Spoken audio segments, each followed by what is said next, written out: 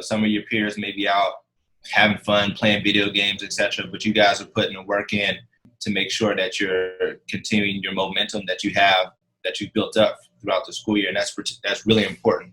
And that'll start to position you ahead. So like when you start school next year, you'll be that much more prepared. And life is all about preparation. And this time has been particularly unique. We're all on Zoom now, and virtual learning is a big deal and pretty much a way of life. But also during this time, not only is education important, but also taking care of yourself is very important, mentally, physically, and spiritually. There's a lot going on in the world right now. At a young age, it could be a lot to understand. So make sure you're asking your parents, your peers, your mentors, your teachers questions to get information. That's very helpful so that you can gain understanding.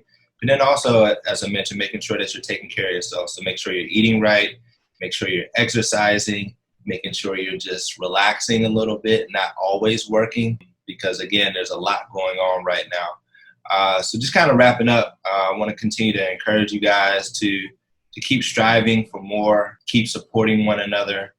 Community is big, and keep working hard towards your dreams, because you never know when your opportunity will come.